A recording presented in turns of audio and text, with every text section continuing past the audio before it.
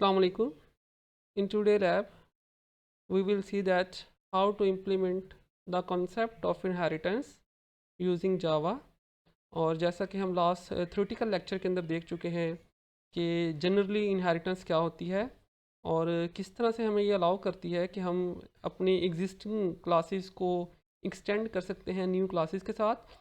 और वो वाले मेथड्स, वो वाली प्रॉपर्टीज़ जो हमने एग्जिस्टिंग मेथड्स में डिफ़ाइन की होती हैं, हमें उनको रीडिफ़ाइन करने की ज़रूरत नहीं होती। अलबत्ता हम चाहें तो हम उनको रीडिफ़ाइन कर सकते हैं चाइल्ड क्लासेस में भी। और जब भी हम इनहेरिटेंस अप्लाई करेंगे तो हमारे पास जो पेरेंट क्लास होगी हम उसको सुपर क्लास या बेस क्लास भी कह सकते हैं, और वो हमारी जो चाइल्ड क्लास होगी हमारी वो ड्राइव्ड क्लास कहलाएगी। और जितनी भी हमने प्रॉपर्टीज़ डिफ़ाइन की होंगी पेरेंट क्लास के अंदर या मेथड्स डिफ़ाइन किए होंगे, वो तमाम प्रॉपर्टीज़ या मेथड जो हैं वो चाइल्ड क्लास के अंदर एक्सेसिबल होंगे। चाइल्ड क्लास उनको एक्सेस कर सकती है। तो आज की हमारी जो लैब है इसके अंदर हमने मेजरली 4 कॉन्सेप्ट्स देखने हैं। पहला कॉन्सेप्ट तो हमने ये देखना है कि कैसे हम इनहेरिटेंस अप्लाई कर सकते हैं जावा के अंदर, हम 2 क्लासेस को इनहेरिट कर सकते हैं। सेकेंडली, कैसे हमारे जो पेरेंट क्लास के अगर कोई मेथड्स हैं तो वो अगर चाइल्ड क्लास में एक्सेस करने हैं तो हम कैसे एक्सेस कर सकते हैं। इसी तरह हम एक कॉन्सेप्ट कंस्ट्रक्टर का भी देखेंगे कि चाइल्ड कंस्ट्रक्टर जो है वो पेरेंट कंस्ट्रक्टर को कैसे यूज़ कर सकता है। और लास्टली हम इनके ऑब्जेक्ट्स क्रिएट करके हम इनकी एग्जीक्यूशन भी देख लेंगे। जो एग्जांपल मैंने इनहेरिटेंस की आज कंसीडर की है वो इनहेरिटेंस है एम्प्लॉय पेरोल मैनेजमेंट सिस्टम की। और आप उसको सपोज़ कर लें कि हमारे पास एक कंपनी में कुछ 2 तरह के एम्प्लॉयज़ हैं। कुछ एम्प्लॉयज़ ऐसे हैं जो हमारे पास फिक्स सैलरीड बेस्ड एम्प्लॉय हैं, और कुछ एम्प्लॉयज़ हमारे पास ऐसे हैं जो कि डेली वेजेस वाले एम्प्लॉयज़ हैं। सो बहुत सारी प्रॉपर्टीज़ ऐसी होंगी जो जो इन दोनों कैटेगरीज़ के एम्प्लॉयज़ में कॉमन होगी। एंड माइट भी कुछ प्रॉपर्टीज़ एंड प्रोसीजर्स ऐसे होंगे जो कि इनके अंदर कॉमन नहीं होंगे। सो जो प्रॉपर्टीज़ एंड मेथड इनके अंदर कॉमन होंगे हम उनको एक सेपरेट क्लास में डिफ़ाइन कर देंगे, ताकि हमें उन प्रॉपर्टीज़ और मेथड को दोनों क्लासेस के अंदर अगेन एंड अगेन डिफ़ाइन ना करना पड़े। और ये जब हमारी फ़र्स्ट क्लास को उन प्रॉपर्टीज़ एंड मेथड की ज़रूरत होगी तो वो भी अपने पेरेंट्स से गेट कर लेगी, और सेकंड क्लास को जब उन प्रॉपर्टीज़ एंड मेथड की ज़रूरत होगी तो वो भी अपने पेरेंट्स से गेट कर लेंगे। सो यूजुअली इनहेरिटेंस के हमारे पास 2 सिनेरियोज़ बनते हैं। एक सिनेरियो जो हमने अभी देखा है कि हम जब एक सिस्टम को डेवलप करने लगे हैं तो हमने देखा कि हमारे पास जो डिफरेंट तरह के ऑब्जेक्ट्स हैं उनके दरमियान कुछ सिमिलैरिटीज़ हैं। तो हमने उन सिमिलैरिटीज़ को आइडेंटिफाई करके हमने उनको पेरेंट क्लास में डिफ़ाइन कर दिया है। बट हमेशा ये केस नहीं होता। सम टाइम ऐसा होता है कि मैंने एक क्लास पूरी अपनी इम्प्लीमेंट कर ली थी, और जब मैं अपनी दूसरी क्लास इम्प्लीमेंट करने के लिए गया तो मुझे ये रियलाइज़ हुआ कि मेरी इस क्लास के अंदर बहुत सारी चीज़ें ऐसी हैं जो मैंने अपनी पहली क्लास पेरेंट में डिफ़ाइन कर दी थी, और उसके ऑब्जेक्ट वो यूज़ कर रहे हैं। तो इस केस में हम इस नई क्लास को भी पेरेंट क्लास एक्सटेंड कर देंगे। अब इन दोनों सिनेरियोज़ में डिफरेंट क्या है? इन दोनों सिनेरियोज़ में जो हमारे पास मेजरली डिफरेंस है वो ये है कि यहाँ पे अगर आप देखें तो ये जो क्लास है इसका वैसे कोई ऑब्जेक्ट नहीं आएगा, क्योंकि हमने हमारा एक्चुअली जो ऑब्जेक्ट्स थे वो ये वाले थे। लाइक ये मेरा ऑब्जेक्ट 1 है, ये ऑब्जेक्ट कैटेगरी 1 है, और ये ऑब्जेक्ट कैटेगरी 2 है। तो ये वाली जो हमने क्लास क्रिएट की है वो हमने जस्ट इन दो क्लासेस के सिमिलर प्रॉपर्टीज़ और मेथड्स को वहाँ पे हमने सिर्फ इनक्लोज किया है। तो एक्चुअली में जब ऑब्जेक्ट क्रिएट होगा तो ये ऑब्जेक्ट क्रिएट होगा या इस क्लास का ऑब्जेक्ट क्रिएट होगा। बट इस सिनेरियो में हम देखें तो हमने ये पूरी क्लास इंप्लीमेंट की हुई थी एक ख़ास तरह के ऑब्जेक्ट्स को देखते हुए, और फिर हमने इस क्लास को भी इम्प्लीमेंट किया है ख़ास तरह के ऑब्जेक्ट्स को देखते हुए। लेकिन इस क्लास के अंदर बहुत सारी प्रॉपर्टीज़ या मेथड्स वो थे जो इस क्लास में डिफाइंड थे, तो इसलिए हमने इसको यहाँ से एक्सटेंड किया है। तो इस केस में इस क्लास के अपने ऑब्जेक्ट क्रिएट होंगे और इस क्लास के हमारे पास अपने ऑब्जेक्ट क्रिएट होंगे। सो फॉर नाउ आज की लैब में हम जो एग्जांपल देखने वाले हैं वो हम सिनेरियो 1 की एग्जांपल देखेंगे, जिसमें हमने एक ऐसी क्लास कुछ ऐसी क्लासेस को डिफ़ाइन की है जिनके कुछ कॉमन प्रॉपर्टीज़ एंड मेथड है, और हमने उनके लिए एक पेरेंट क्लास डिफ़ाइन कर दी है। तो टू सेव द टाइम्स मैंने ऑलरेडी जो कोड है वो राइट कर लिया है, और मैंने एक प्रोजेक्ट क्रिएट किया है अपने पास लैब 6 के नाम से, और ये फ़ाइल भी मैं आपके साथ शेयर कर दूंगा। और मेरी इस लैब 6 के अंदर मैंने 2 तरह के एम्प्लॉयज़ को आइडेंटिफाई किया है। एक मेरे डेली वेजेस वाले एम्प्लॉय हैं और एक मेरे फिक्स सैलरीड वाले एम्प्लॉयड हैं। और इनकी जो कॉमन प्रॉपर्टीज़ हैं वो मैंने क्लास एम्प्लॉयज़ के अंदर जो है वो इनक्लोज कर दी हैं। अब अगर मैं अपने फिक्स सैलरीड एम्प्लॉय को देखूं और डेली वेजेस एम्प्लॉय को देखूं तो इनके अंदर कुछ प्रॉपर्टीज़ कॉमन हैं। सो लाइक चाहे डेली वेजेस का एम्प्लॉय हो या सैलरी बेस्ड एम्प्लॉय हो, तो इसकी एक आईडी, जो इसकी एक प्रॉपर्टी है वो एम्प्लॉय आईडी आएगी, उसका नेम आएगा, और मोर इम्पॉर्टेंटली जो उसकी प्रॉपर्टी है वो सैलरी आएगी। क्योंकि दोनों ही जो हमारे पास एम्प्लॉयज़ हैं, कैटेगरीज हैं एम्प्लॉयज़ की, उन दोनों ने अपनी सैलरीज कैलकुलेट करनी है इस सॉफ्टवेयर के थ्रू, या हमने उनकी सैलरीज को कैलकुलेट करके देना है। सो दोनों की ये भी एक कॉमन प्रॉपर्टी जाएगी। अब आपको पता है कि हम इन प्रॉपर्टीज़ को प्राइवेट, पब्लिक या प्रोटेक्टेड मार्क कर सकते हैं। सो अगर आप इस कोड को गौर से देखें जो मैंने यहाँ पे राइट किया है, तो मैंने जो प्रॉपर्टी मेरी एम्प्लॉय आईडी है मैंने इसको प्राइवेट डिफाइन किया है, नेम को भी प्राइवेट डिफाइन किया है, लेकिन सैलरी को मैंने प्रोटेक्टेड डिफाइन किया है। और ये कॉन्सेप्ट यहाँ पे बहुत ही इंटरेस्टिंग है कि हमने सैलरी को प्रोटेक्टेड यहाँ पे क्यों डिफाइन किया है। मैंने एम्प्लॉय आईडी और एम्प्लॉय नेम को मैंने इसलिए प्राइवेट डिफाइन किया है क्योंकि चाहे क्लास हमारी डेली वेजेस वाली है या फिक्स सैलरी वाली है, तो वो जब एम्प्लॉय आईडी और एम्प्लॉय नेम को सेट करने जाएंगे तो दोनों के लिए रूल्स जो हैं वो सेम हैं। सो डेली वेजेस वाले एम्प्लॉय ने भी एक इंटीजर वैल्यू सेट करनी है, और जो फिक्स सैलरीड वाला एम्प्लॉय है उसने भी एक इंटीजर वैल्यू सेट करनी है, तो लिहाजा मैंने इन दोनों को प्राइवेट मार्क कर दिया। नेम भी दोनों ने सिंपली सिर्फ वैल्यूज़ प्रोवाइड करनी है और वो वैल्यूज़ यहाँ पे जाके सेट हो जाएंगी। लेकिन जब हम सैलरी कंप्यूट करने जाएंगे तो डेली वेजेस वाला जब अपनी सैलरी की वैल्यू सेट करेगा तो अपने तरीके से सेट करेगा, और जब फिक्स सैलरी वाला एम्प्लॉय इस वैल्यू को सेट करेगा तो वो अपने तरीके से सेट करेगा। लेट्स से डेली वेजेस वाले ने जब इस वैल्यू को सेट करना है सैलरी की वैल्यू को, तो वो अपने वर्किंग और वेजेस को देखेगा। और फिक्स सैलरीड वाले की एक बेसिक सैलरी हो सकती है और उसमें डिफरेंट किस्म के अलाउंसेज ऐड हो सकते हैं, कुछ इनकम टैक्स की डिडक्शन हो सकती है, तो उसका कंप्यूट करने का जो क्राइटेरिया है वो डिफरेंट है और इसका कंप्यूट करने का क्राइटेरिया जो है वो डिफरेंट है। तो लिहाजा मैंने इसको प्रोटेक्टेड मार्क कर दिया। अब इसमें डिफरेंस क्या होगा? इसमें डिफरेंस ये होगा कि जिन प्रॉपर्टीज़ को आपने प्राइवेट मार्क कर दिया है, आप उनके सिंपली यहाँ पे गेट एंड सेट मेथड बना देंगे, और वही गेट एंड सेट मेथड दोनों चाइल्ड क्लासेस यूज़ करके इन प्रॉपर्टीज़ को गेट एंड सेट कर लेंगी। लेकिन आप सैलरी को यहाँ पे गेट तो कर सकते हैं, यानी चाहे आपकी क्लास फिक्स सैलरीड या डेली वेजेस वाले एम्प्लॉय हैं, वो गेट के मेथड के साथ इस सैलरी की प्रॉपर्टी को रीड कर सकते हैं। लेकिन जब आप उनका सेट यहाँ पे डिफाइन करेंगे तो उससे होगा क्या? अगर आप सेट यहाँ पे डिफाइन करेंगे तो दोनों का सेट सेम हो जाएगा, जबकि दोनों का सैलरी सेट करने का क्राइटेरिया या मैकेनिज्म डिफरेंट है। तो एक्चुअली में हम करना ये चाहते हैं कि हम इस वेरिएबल की एक्सेस या हम इस प्रॉपर्टी की एक्सेस चाइल्ड को डायरेक्टली देना चाहते हैं कि इस प्रॉपर्टी को आप खुद ही इम्प्लीमेंट कर लें। हाँ, प्रॉपर्टी पड़ी एक ही हुई है लेकिन आप इम्प्लीमेंटेशन दोनों अपनी अपनी कर रहे हैं। तो लिहाजा एम्प्लॉय आईडी और एम्प्लॉय नेम चाइल्ड में डायरेक्टली एक्सेस नहीं होंगे क्योंकि हमने प्राइवेट मार्क कर दिया है, लेकिन सैलरी की प्रॉपर्टी जो है ये डायरेक्टली एक्सेस हो जाएगी चाइल्ड क्लासेस में, और वो अपने तरह से इसकी इम्प्लीमेंटेशन कर सकते हैं कि उन्होंने सैलरी की वैल्यू को कैसे स्टोर करना है।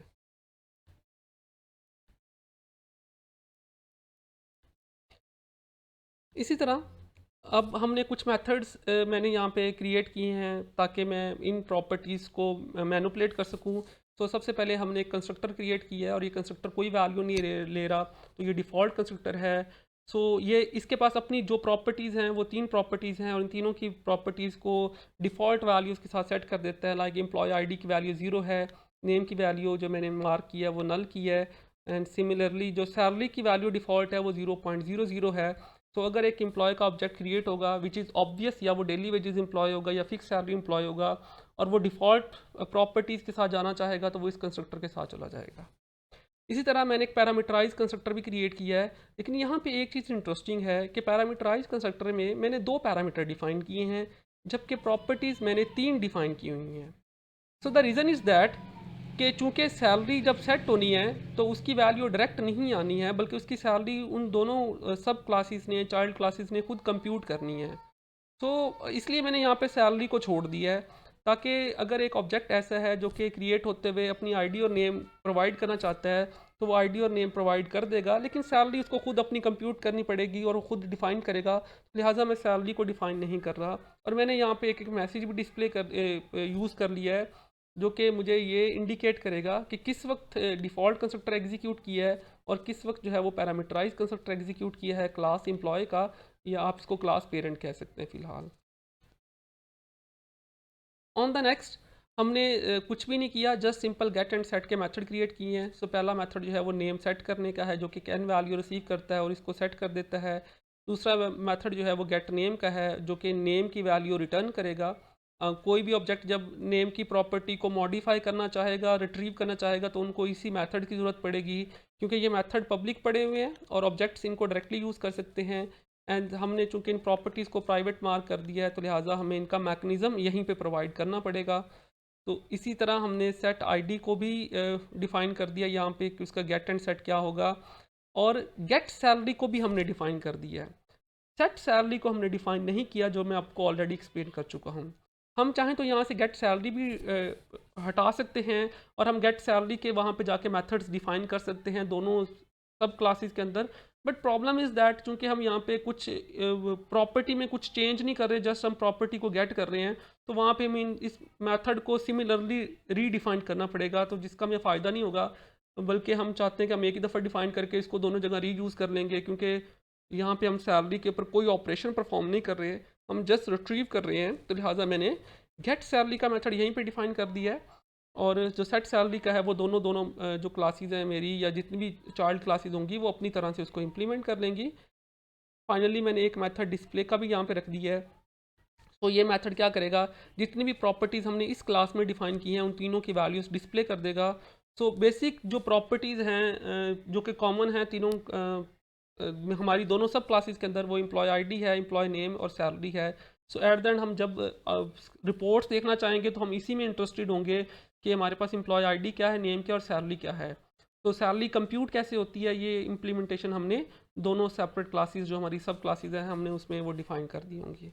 सो ये मेरी मेन क्लास या पेरेंट क्लास हो गई है। तो बड़ी सिंपल सी क्लास है, आप इस कोड को पढ़ेंगे तो आपको ये समझ आ जाएगी। कहीं कन्फ्यूजन है तो आप मुझसे डायरेक्टली डिस्कस कर लेंगे। अब हम जाते हैं अपनी पहली उस क्लास के पास जिसको मैंने डेली वेजेस एम्प्लॉय का नाम दिया हुआ है, और इसके अंदर मैं स्पेशली मैकेनिज़्म डिफ़ाइन करूँगा कि डेली वेजेस एम्प्लॉय की वो जो सैलरी है, जो प्रॉपर्टी में पीछे मार्क करके आया हूँ, वो कैसे कैलकुलेट होगी। चंद एक प्रॉपर्टीज़ इसकी अपनी भी हैं। सो फॉर एग्जांपल जब हम डेली वेजेस एम्प्लॉय की बात करेंगे तो दो प्रॉपर्टीज़ जो इसकी अपनी हैं वो वर्किंग और आवरली वेजेस हैं, और मैंने as per encapsulation and as per rule मैंने इनको प्राइवेट डिफ़ाइन कर दिया है। अब अगर मैंने इनको प्राइवेट डिफ़ाइन कर दिया है तो ज़ाहिर बात है मुझे इनके गेट एंड सेट भी बनाने पड़ेंगे। सो पहले हम इनके गेट एंड सेट के ऊपर बात कर लेते हैं। सो ये मेरा पहला मेथड जो है, जो आप इसको देख सकते हैं, मैं इसको हाईलाइट कर रहा हूँ।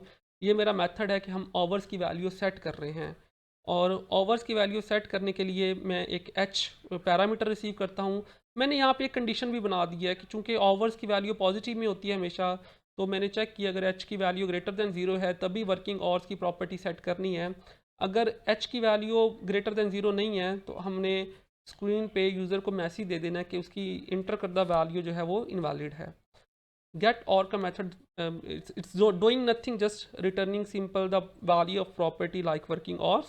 सिमिलरली जब हम सेट वेजेस को देखते हैं तो ये भी एक डबल में पैरामीटर रिसीव करता है, बिकॉज दोनों प्रॉपर्टीज़ हमारी डबल के अंदर हमने डिफाइन की हैं।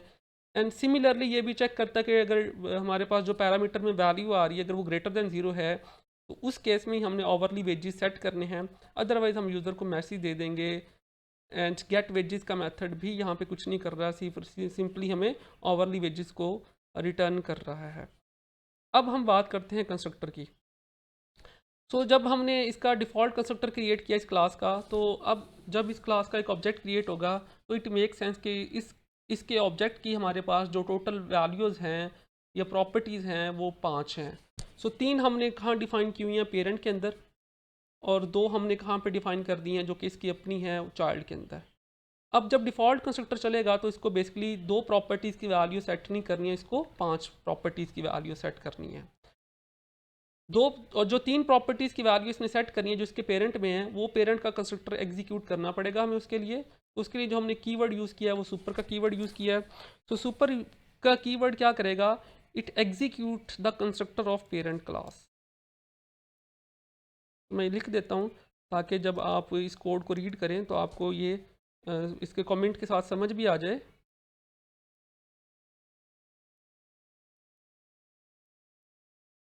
पेरेंट क्लास के कौन से कंस्ट्रक्टर को एग्जीक्यूट करेगा, डेफिनेटली डिफ़ॉल्ट कंस्ट्रक्टर को ही एग्जीक्यूट करेगा। एंड इट मेक सेंस, चूंकि हम डिफ़ॉल्ट वैल्यू सेट करना चाहते हैं तो जो पेरेंट में प्रॉपर्टीज़ हैं उसकी भी डिफ़ॉल्ट वैल्यू सेट हो जाएगी और जो उसकी अपनी प्रॉपर्टीज़ हैं उसकी भी डिफ़ॉल्ट वैल्यू सेट हो जाएगी।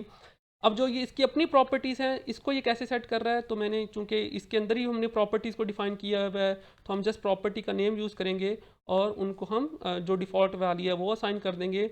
और एक प्रिंट का मेथड मैंने यहाँ पे भी यूज़ किया है। प्रिंट का मेथड मैं यहाँ पे क्यों यूज़ कर रहा हूँ, जस्ट टू इंडिकेट दैट कि मैं इस चीज़ को ऑब्जर्व कर सकूँ कि कब चाइल्ड का कंस्ट्रक्टर एग्जीक्यूट कर रहा है और कब पेरेंट का कंस्ट्रक्टर एग्जीक्यूट कर रहा है, और क्या वाकई पेरेंट के कंस्ट्रक्टर और चाइल्ड के कंस्ट्रक्टर एग्जीक्यूट कर रहे हैं या फिर नहीं कर रहे हैं। क्योंकि बेसिकली बाकी काम तो जस्ट कुछ ऑपरेशंस हैं वो परफॉर्म हो जाएंगे, बट ये स्टेटमेंट मुझे ये बताएगी कि ये वाकई ये कोड जो है, ये ब्लॉक जो है ये एग्जीक्यूट किया है और इसके अंदर ये वाली स्टेटमेंट पर्टिकुलरली एग्जीक्यूट करके इसने आउटपुट दी है स्क्रीन के ऊपर। इसी तरह चूंकि अगर हम अपने एम्प्लॉय क्लास को देखें तो यहाँ पे हमने एक और कंस्ट्रक्टर भी डिफाइन किया हुआ है जो पैरामीटराइज कंस्ट्रक्टर है, जो कि यहाँ पे टोटल 2 वैल्यूज़ को सेट करता है आउट ऑफ 3 वैल्यूज़। और जब हम चाइल्ड के कंस्ट्रक्टर की बात करेंगे तो ज़ाहिर बात है 2 प्रॉपर्टीज इसकी अपनी है जिसकी वैल्यू इसने भी सेट करनी है और उसके ऊपर कोई कंप्यूटेशन नहीं है, जस्ट हमने वैल्यूज़ को सेट करना है। तो इसका parameterise constructor total 4 values receive करता है। पहली वैल्यू आईडी के लिए रिसीव करता है विच इज़ आई। दूसरी वैल्यू मैंने स्ट्रिंग टाइप नेम सेट की हुई है, रिसीव करता है ये। Third value h for hour and डब्ल्यू फॉर वेजिस। अब ये जो 2 वैल्यूज़ हैं इनको ये डायरेक्टली सेट नहीं कर सकता बिकॉज ये 2 वैल्यूज़ वहाँ पे प्राइवेट पड़ी हुई हैं, ये पेरेंट की प्रॉपर्टीज़ हैं। तो इनको सेट करने के लिए अगेन मैंने यहाँ पे सुपर का कीवर्ड यूज़ किया है। तो बाय यूजिंग सुपर कीवर्ड जो है ये उसके पैरामीटराइज कंस्ट्रक्टर को कॉल करेगा और यहाँ पे 2 वैल्यूज़ सेंड की जाएंगी आई और एन की, और एम्प्लॉय आईडी और नेम को सेट किया जाएगा और ये मैसेज प्रिंट हो जाएगा।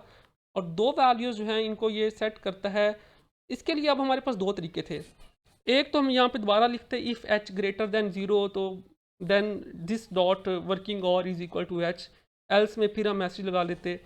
अच्छा, बट चूंकि मैंने ऑलरेडी अगर आप देखें तो ये सेट ओवर का मेथड डिफाइन किया हुआ है, तो मैं चाहता हूँ कि ये वाला मेथड मेरा कंस्ट्रक्टर के अंदर ही एग्जीक्यूट कर जाए। मीन कि मुझे इन कंडीशन को रीडिफाइन ना करना पड़े, बल्कि जो कंस्ट्रक्टर के अंदर जो एच की वैल्यू सेट हो रही है वो इस मेथड के साथ ही सेट हो जाए, और सिमिलरली जो वेजिस की वैल्यू सेट हो रही है वो इस मेथड के साथ ही सेट हो जाए। तब होगा क्या, जैसे ही ऑब्जेक्ट क्रिएट होगा तो वो एक इस मेथड को कॉल करेगा विच इज़ सेट ओवर, और वहाँ पे कंडीशन चेक करेगा। अगर आप नेगेटिव में वैल्यू देंगे ओवर्स की तो ये इसको सेट नहीं करेगा।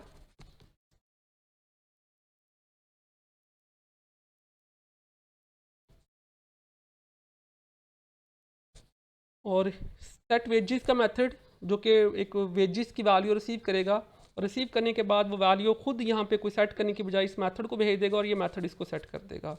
तो हम चाहें तो हम यहाँ पे इसको रीडिफाइन भी कर सकते हैं, बट सॉर्ट ऑफ हमें कोड को रिवाइज करना पड़ेगा सारा, हमें जो कोड नीचे पड़ा हुआ है हम उसको लिखना पड़ेगा।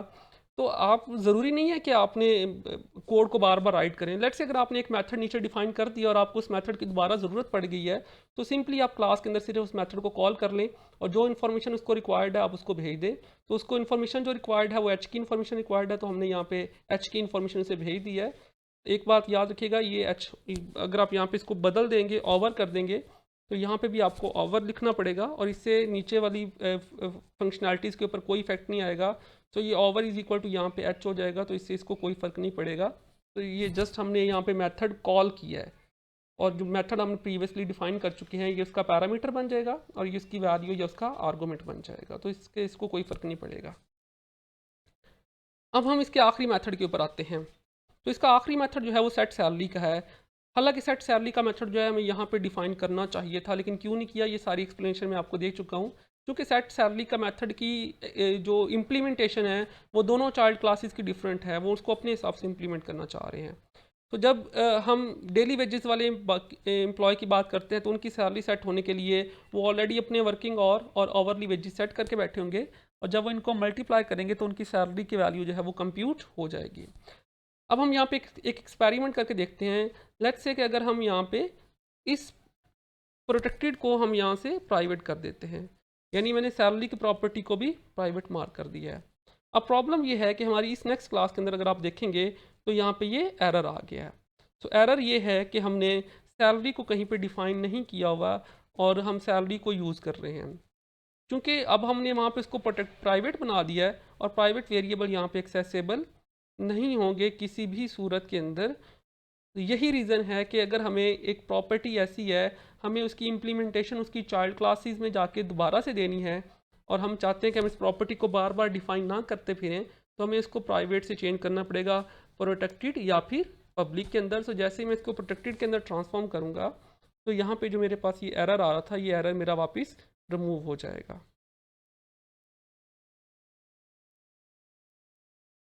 तो यस, मेरा जो एरर है वो वापस रिमूव हो गया है, और अब ये सैलरी की वैल्यू जो है ये अपनी वैल्यू सेट कर देगी। इस कोड को मैंने सेव नहीं किया, तो इसको मैं सेव करता हूँ, तो फिर ये एरर रिमूव हो जाएगा। यहाँ पे देखिए, अब यहाँ पे कोई एरर नहीं आ रहा। तो क्योंकि मैंने इसको प्रोटेक्टेड मार्क किया हुआ है, तो जो चीज़ प्रोटेक्टेड है वो वहाँ पे एक्सेसिबल है। ऑल्दो कि अगर आप इसको पब्लिक कर देंगे तब भी कोई एरर वहाँ पे नहीं शिफ्ट होगा और आपके कोड सही काम करेगा। बट इसमें सजेस्टेबल ये है कि अगर आप प्रॉपर्टी को री इम्प्लीमेंट करना चाहते हैं कुछ चाइल्ड क्लासेस के अंदर, तो आप उसको प्रोटेक्टेड ही मार्क कर दें, तो ये बेटर मेथड है एक। सो अब हमारी दोनों क्लासेस जो हैं वो बिल्कुल तैयार हैं, और इसको टेस्ट करने के लिए हम अपनी थर्ड क्लास ड्राइव में जाते हैं। सो ड्राइव क्लास के अंदर मैंने अपना मेन मेथड पुट किया हुआ है, और इसके अंदर मैंने दो कंस्ट्रक्टर जो हैं वो मैंने यूज़ किए हुए हैं। सो पहले मैं इसको कट कर देता हूँ और अपने पहले कंस्ट्रक्टर को एग्जीक्यूट करके देखते हैं कि हमारा पहला कंस्ट्रक्टर जो है ये क्या आउटपुट लेके आता है। सो डेफिनेटली हमने यहाँ पे कोई वैल्यू पास नहीं की है, तो इसका मतलब ये है कि ये डेली वेजेस वाला एम्प्लॉय का कंस्ट्रक्टर डिफ़ॉल्ट जो है ये एग्जीक्यूट करेगा। और ये जब एग्जीक्यूट करेगा तो ये पहले पेरेंट वाले सुपर कंस्ट्रक्टर को एग्जीक्यूट करेगा, और फिर ये अपनी वैल्यू सेट करके इस मैसेज को प्रिंट करेगा। और पेरेंट का जो एम्प्लॉय का कंस्ट्रक्टर है वो एम्प्लॉय आईडी और नेम को सेट करके एंड सैलरी को भी डिफ़ॉल्ट वैल्यू से सेट कर देगा फिलहाल, चूँकि सैलरी हमने अभी कंप्यूट नहीं की है। एंड देन ये वाला मैसेज प्रिंट कर देगा। तो अगर आप इसको कोड को रन करेंगे तो हमें स्क्रीन के ऊपर दो प्रिंट के मैसेज नज़र आएंगे। जैसा कि हम देख सकते हैं कि पहले पेरेंट क्लास का कंस्ट्रक्टर एग्जीक्यूट किया है, ये जो मैंने मेथड यहाँ पे प्रिंट की स्टेटमेंट यानी यहाँ पुट की है यही आ रही है, और दूसरा हमारे पास जो है वो चाइल्ड क्लास का कंस्ट्रक्टर जो है वो एग्जीक्यूट कर रहा है। सिमिलरली अगर हम अपनी ड्राइव क्लास में जाएं और अगर हम एक और कंस्ट्रक्टर डिफाइन करें, और उस कंस्ट्रक्टर की हम उस कंस्ट्रक्टर को एक और ऑब्जेक्ट क्रिएट करें, और हम उसके लिए जो कंस्ट्रक्टर कॉल करें वो पैरामीटराइज करें, तो अगर आप डेली वेजेस एम्प्लॉय के कंस्ट्रक्टर को देखेंगे तो ये 4 वैल्यूज़ रिसीव करता है। पहली वैल्यू आईडी की मैंने पास किया है, दूसरी नेम की, थर्ड जो है वो आवर्स की है, और फोर्थ जो है वो वेजेस की है। अब हमारे पास जो नीचे प्रिंट की स्टेटमेंट हैं ये 2 की बजाय 4 आ जाएंगी। तो 2 एम्प्लॉय 1 के लिए जो डिफ़ॉल्ट कंस्ट्रक्टर को एग्जीक्यूट कर रहे हैं, और 2 एम्प्लॉय 2 के लिए जो कि पैरामीटराइज कंस्ट्रक्टर को एग्जीक्यूट कर रहे हैं। तो हमने इसको एग्जीक्यूट किया तो देखें यहाँ पे डिफ़ॉल्ट कंस्ट्रक्टर, पैरामीटराइज कंस्ट्रक्टर और पैरामीटराइज कंस्ट्रक्टर आ गया हमारे पास। अब लेट्स से हमने जो डिफरेंट गेट एंड सेट के मेथड क्रिएट किए हुए हैं हम उनको भी एग्जीक्यूट करके देखना चाहते हैं। तो चूंकि एम्प्लॉय 2 के तो हमने सारी प्रॉपर्टी सेट कर दी हैं, बट एम्प्लॉय 1 की हमने कोई प्रॉपर्टी सेट नहीं की, डिफ़ॉल्ट प्रॉपर्टीज़ हैं। तो एम्प्लॉय 1 की जो हमने प्रॉपर्टी आईडी सेट करनी है, तो सेट आईडी का मेथड हमने कॉल किया हुआ है। सो सेट आईडी का मेथड अगर आप देखें तो पेरेंट क्लास में हमने डिफाइन किया हुआ है, और एम्प्लॉय 1 का जो ऑब्जेक्ट है वो चाइल्ड का ऑब्जेक्ट है। तो सिमिलरली हमने set ID, set name, set hour, set wages करके हमने एम्प्लॉय 1 की भी प्रॉपर्टीज़ को सेट कर दिया है। और अब हमें इस एम्प्लॉय 1 की सैलरी की वैल्यूज़ भी सेट करनी है, तो उसके लिए हमने जो मेथड क्रिएट किए हुए हैं वो सेट सैलरी के किए हुए हैं। तो ये जो मेथड है ये सैलरी कंप्यूट करते हैं फॉर डेली वेजेस एम्प्लॉय।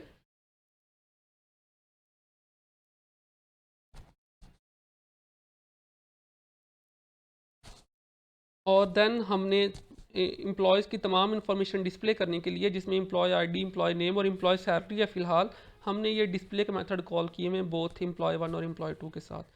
अब अगर हम कोड एग्जीक्यूट करेंगे तो हमारे पास ये पहली 4 स्टेटमेंट जो है वो कंस्ट्रक्टर की हैं, और अगर आप एम्प्लॉय 1 की सैलरी और इसकी इन्फॉर्मेशन देखना चाहते हैं तो एम्प्लॉय 1 की आईडी हमने 222 सेट की हुई है, तो सम नेम हमने डिफ़ाइन किया है, और सैलरी कंप्यूट होके आ रही है हमारी दिस वन।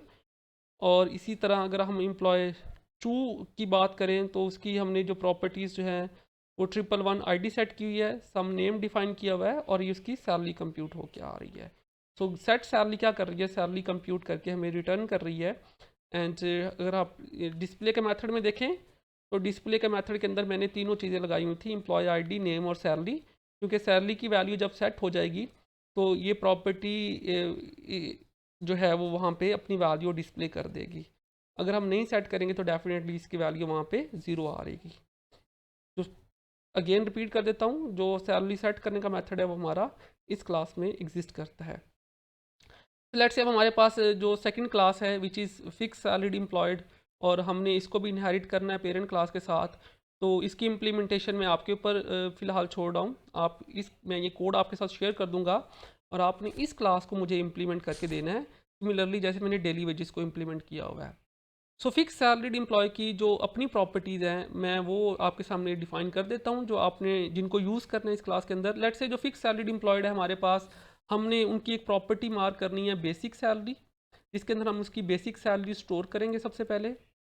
और फिर फिक्स सैलरीड एम्प्लॉय के कुछ अलाउंसेज हैं और कुछ इनके ऊपर हमने टैक्स अप्लाई करना है, और वो सारे सम अप होने के बाद हमने इसकी फाइनल सैलरी की प्रॉपर्टी सेट करनी है, जो कि हमने इसकी पेरेंट क्लास एम्प्लॉय में डिफाइन की हुई है। तो लेट्स से बेसिक सैलरी एक इसकी प्रॉपर्टी हो जाएगी, उसके अंदर हमने इसको एक हाउस रेंट अलाउंस दिया हुआ है जो कि बेसिक सैलरी में ऐड हो जाएगा। उसके अलावा इसका एक और अलाउंस है विच इज़ मेडिकल अलाउंस।